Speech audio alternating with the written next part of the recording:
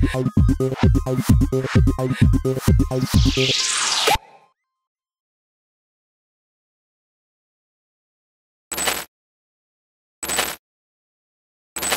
Assalamualaikum warahmatullahi wabarakatuh. Mama dan Papa serta sahabat tutur rumah semuanya, kami mengucapkan terima kasih atas dukungan dan atensi selama ini terhadap tutur mama.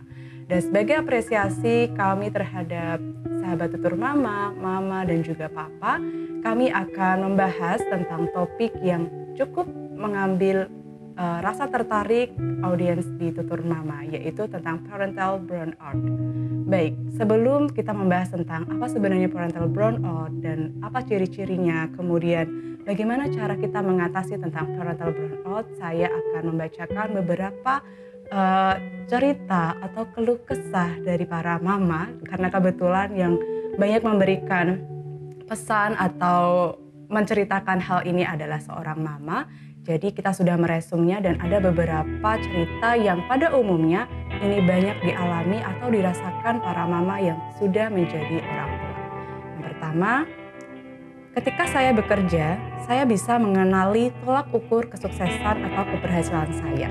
Berbeda dengan saat saya mengasuh anak. Sulit sekali bagi saya untuk mengukur diri saya, sehingga saya sering tidak merasa puas dengan diri saya sebagai ibu.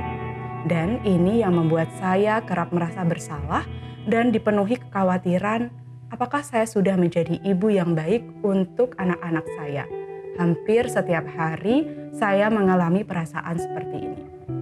Baik, dan selanjutnya ada cerita dari seorang mama juga yang kebetulan kita sedikit tahu tentang identitas beliau, dan alhamdulillah saat ini sudah dikaruniai 2 buah hati. Dan saat ini juga beliau sudah berusia 28 tahun dan beliau menceritakan kisahnya bersama tutur mama sebagai berikut. Saya sering berpikir bahwa mungkin anak saya akan tumbuh lebih baik tanpa saya. Saya sering kehilangan kontrol pada diri saya, seperti memarahi anak saya, membentak dan menghukum anak saya, padahal itu hanyalah kesalahan kecil.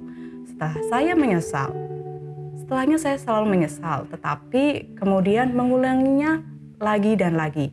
Saya menjadi takut bahwa saya akan menjadi toksik bagi perkembangan anak saya. Kemudian ada lagi dari seorang mama, beliau berusia 32 tahun, alhamdulillah sudah dikaruniai 3 buah hati, dan beliau menceritakan seperti ini. Setelah saya melahirkan anak ketiga saya sering sekali temperamen dengan anak pertama saya. Saya merasa telah gagal menjadi orang tua dan saya merasa sebaiknya saya tidak melahirkan lagi karena saya merasa belum siap. Nah, itulah tadi beberapa cerita dari para mama yang merasakan kekhawatirannya dan merasa bahwa mereka telah gagal untuk menjadi orang tua. Nah, lalu apa sih sebenarnya parental burnout itu dan faktor-faktor apa yang bisa memacu atau menumbuhkan rasa parental burnout pada seorang mama ataupun pada seorang pasangan suami istri. Nah, faktor resiko terjadinya parental burnout ini ada beberapa hal. Yang pertama adalah kurangnya dukungan sosial. Jadi sebagai pasangan suami istri, kita patut untuk mendapatkan support system satu sama lain. Suami perlu memberikan dukungan kepada istri dan istri pun juga harus bisa mengkomunikasikan apa yang sebenarnya dia butuhkan dari sesama pasangan. Karena pada umumnya kadang istri bisa mencurahkan apa yang dia rasakan, tetapi sebagai seorang ayah mereka bingung. Bagaimana nih, apa yang harus saya lakukan kepada istri saya? Kok tiba-tiba istri saya ini berubah? Kenapa istri saya tiba-tiba suka marah-marah? Saya melakukan ini selalu salah. Nah, hal tersebut harus dikomunikasikan dengan baik. Kemudian, rasa perfeksionis yang tinggi. Nah, kita ketahui bahwa semakin canggihnya, semakin umum dan mudah sekali kita untuk mengakses berbagai macam informasi. Kita melihat berbanyak sekali ya figur-figur yang menjadi tolak ukur pada diri kita. Sehingga kita merasa bahwa kita selalu gagal. Kita tidak memberikan hal yang tepat untuk anak-anak kita. Dan kita selalu mengukur jauh. Padahal yang namanya menjadi orang tua tidak semudah itu, ya kan? Padahal yang namanya pasangan pasti mempunyai sisi-sisi negatif atau kekurangan-kekurangan masing-masing. Nah, hal inilah yang perlu kita diskusikan, yang perlu kita telaah kembali bersama pasangan kita, bahwa yang namanya berumah tangga dan menjadi orang tua, setiap pasangan itu mempunyai sisi-sisi terbatas yang tidak semua orang pasti itu bisa melakukannya, apalagi kita hanyalah manusia biasa. Kemudian faktor resiko yang dapat menjadikan tumbuhnya parental burnout adalah mendampingi anak dengan berkebutuhan khusus. Nah, hal ini perlu sekali diperhatikan oleh mama dan papa, bahwa setiap anak itu unik, setiap anak itu menarik, sehingga apa yang sudah dititipkan oleh Tuhan kepada kita perlu kita syukuri. Dan disitulah peran kita untuk mengkontrol dan mengelola emosional kita. Apa yang bisa kita lakukan untuk anak-anak kita, dan terutama peran kita sebagai orang tua dan pasangan kita satu sama lain. Dan selanjutnya adalah faktor yang memicu terjadinya parental burnout ini adalah perempuan dengan single parent. Dan ini banyak sekali cerita-cerita mama yang menceritakan bahwa mereka capek, mereka lelah, bahwa mereka melakukan pengasuhan seorang diri. Kita tidak memungkiri bahwa terjadinya perceraian itu sangat memberikan trauma yang cukup tinggi bagi para perempuan. Karena itu penting sekali bagi kita untuk mengelola dan kemudian memberikan apresiasi, memberikan rasa untuk memaafkan diri terhadap diri kita. Bahwa mungkin kita sering berpikir bahwa saat kita memutuskan untuk bercerai, kita telah gagal menjadi pasangan, kita telah gagal untuk menjadi orang tua.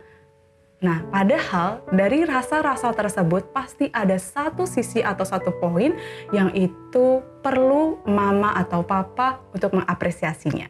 Kemudian ini juga sering terjadi parental burnout ini pada ibu atau mama yang menjadi atau memilih untuk bekerja.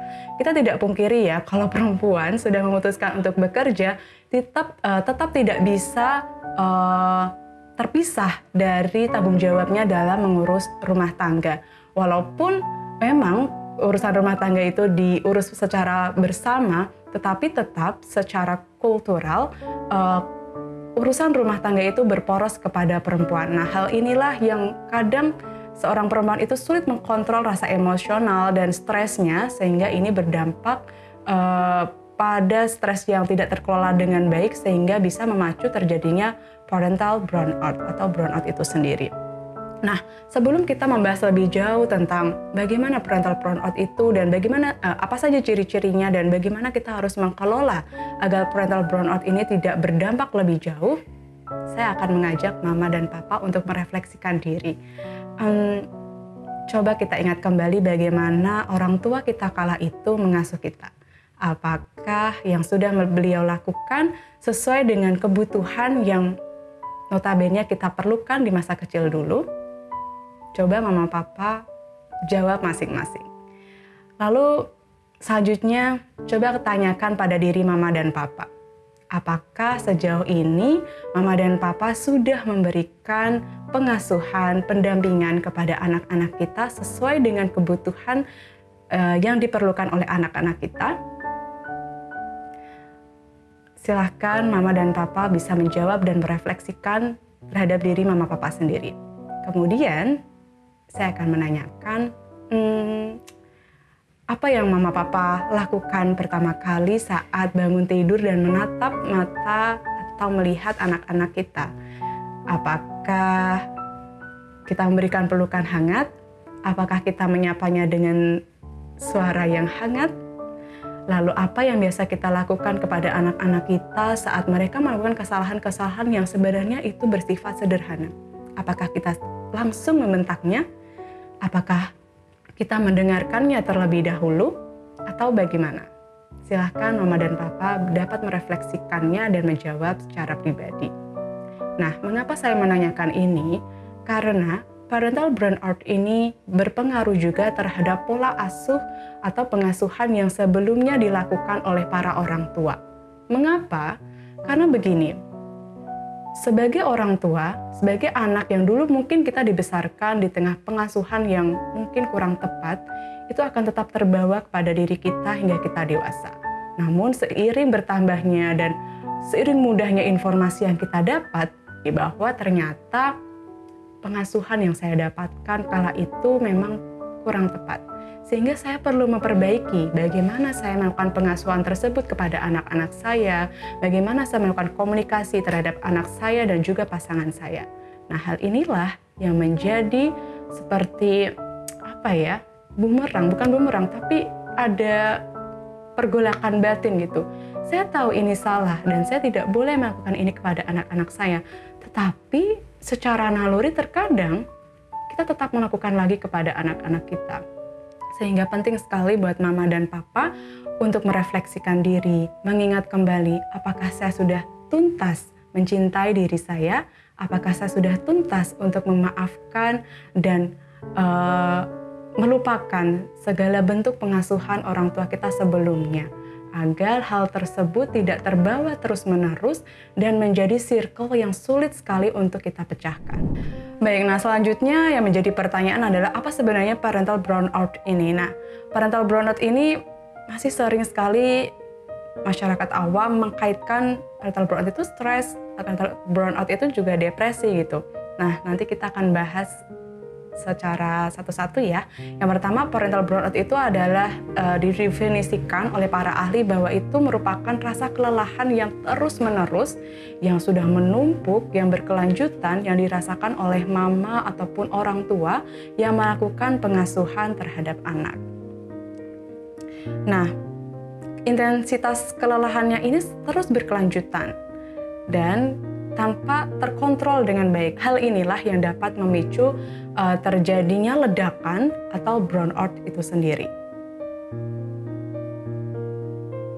Nah, biasanya orang tua yang sudah merasakan parental burnout ini, dia akan mempunyai ide-ide atau merasa denial bahwa sebaiknya saya tuh nggak jadi orang tua dulu, sebaiknya saya jangan punya anak dulu, sebaiknya pokoknya dia akan terus menyangkal dan juga ingin mempunyai perasaan bahwa aku nggak layak jadi orang tua. Aku maunya kayaknya aku lebih baik menjauh aja dari anak-anak aku. Aku kalau masih terus bersama anak-anak aku akan bisa menjadi toxic parent. Nah, mama dan papa perlu memperhatikan hal ini apabila sudah merasa ada rasa-rasa seperti ini, perlu menjadi tanda waspada agar kasus parental burnout ini tidak berkelanjutan dan berdampak lebih jauh. Nah, parental burnout ini kenapa juga harus kita perhatikan dengan baik ya? Karena seorang mama atau seorang orang tua atau pasangan yang mengalami burnout ini tentunya akan berdampak pada pengasuhan anak, kemudian juga hubungan dengan suami istri. Saat kita merasa burnout, kita akan lalai kepada anak-anak kita. Kita menyibukkan diri kita dengan hal-hal yang lain. Pun juga ini akan berdampak juga ke pasangan kita. Kalau pasangan kita mungkin mereka bukan parental burnout, tapi lebih ke couple burnout. Jadi ini kenapa sih, misalnya nih ya ada suami, ini kenapa sih istri saya dia malas-malasan terus, kebawaannya tuh ingin menyendiri gitu. Saya harus melakukan apa? Hal inilah yang sama-sama juga memacu rasa stres kepada pasangan kita, begitu ya. Tadi saya juga sudah menyampaikan bahwa parental burnout ini berbeda dengan stres dan depresi. Kalau kita melihat siklusnya, bahwa yang pertama itu adalah kita melihat dari stres dulu. Kita menyebutkan tadi bahwa parental burnout itu adalah keadaan kita itu sulit untuk mengelola rasa stres. Nah, kita tidak memungkiri ya kalau ternyata kita sebagai makhluk hidup, kita tidak luput terhadap stres. Setiap hari kita selalu dihadapkan dengan stres. Mau kita punya anak, mau kita tidak punya anak, mau kita punya pasangan, mau kita tidak punya pasangan, itu juga tidak luput dari rasa stres. Kita bekerja juga stres. Kita tidak bekerja juga pasti merasakan yang namanya stres. Nah, hal itu artinya adalah sesuatu naluri yang harus dan pasti dihadapi oleh setiap manusia. Namun yang menjadi PR besar adalah bagaimana kita bisa mengkontrol rasa stres atau perasaan tersebut ya. Jadi kita tidak hanya terfokus pada satu perasaan atau emosional pada satu titik saja. Nah, apabila kita sudah bisa berdamai dan mengelola rasa stres dan emosional yang kita rasakan, itu akan berjalan baik. Tetapi apabila kita tidak bisa mengelola hal tersebut, ini akan naik menjadi parental burnout. Apa ciri-cirinya? Itu tadi, kita merasa saya sudah gagal menjadi orang tua.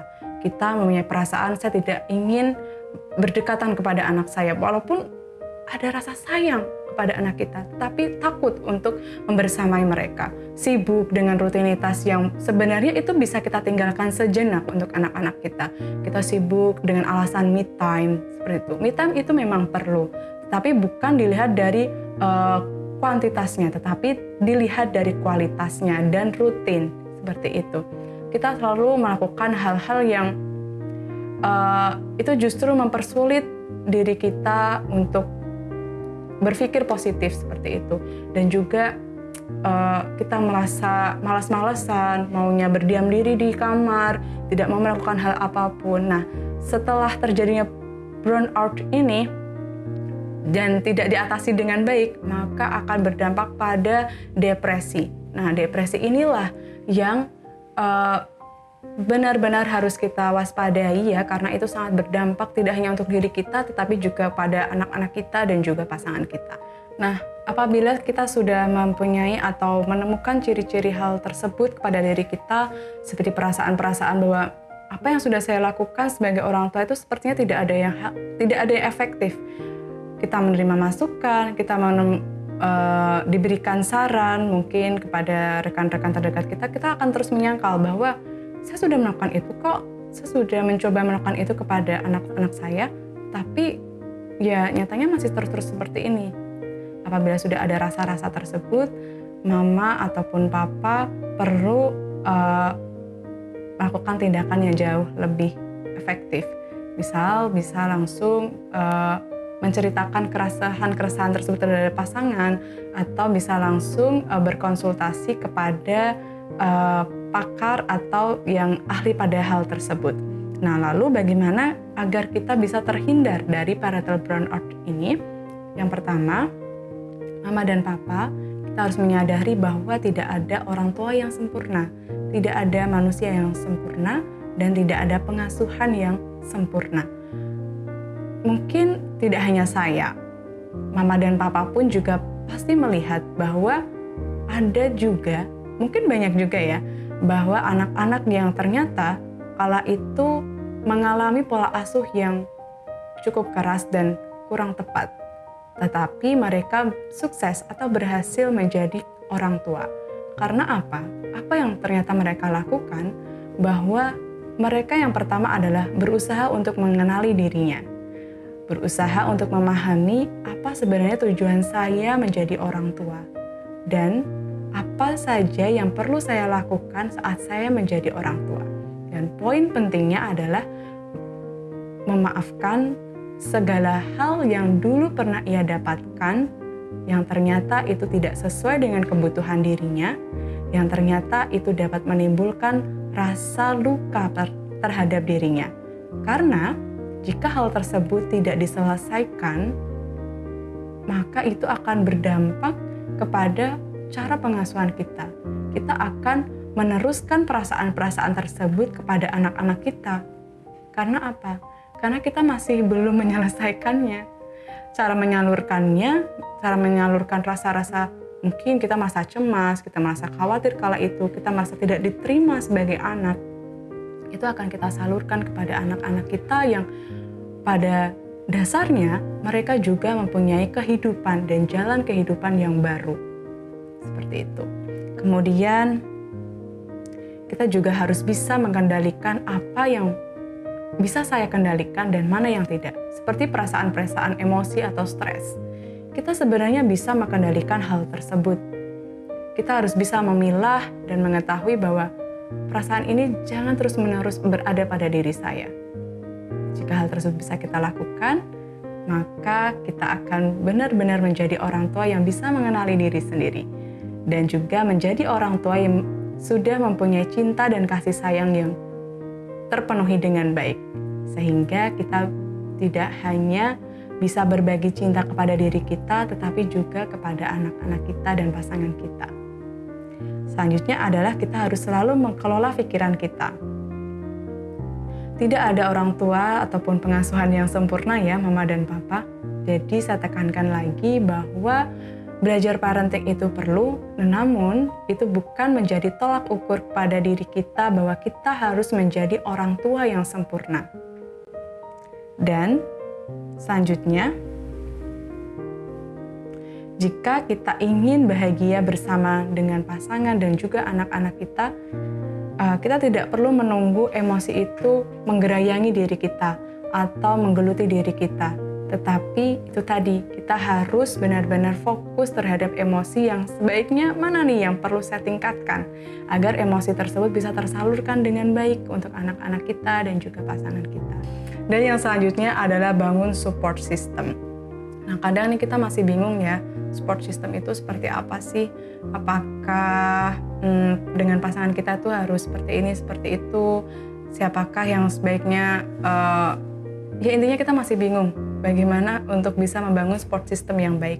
Nah, untuk memudahkan, pada intinya support system itu ada 4 jenis ya atau sumbernya. Yang pertama itu adalah emotional support. Nah, itu dengan cara menunjukkan ekspresi cinta. Maksudnya bagaimana nih? Kadang begini ya, ada ibu atau mama yang dia bisa tidak perlu diberikan hadiah-hadiah yang luar biasa, tidak perlu dibelikan ini dan itu, atau pelayanan yang mumpuni, tapi cukup diberikan sentuhan kasih sayang, senyuman terhadap pasangan, itu sudah cukup memberikan support system yang baik untuk seorang mama yang membersamai anak-anak.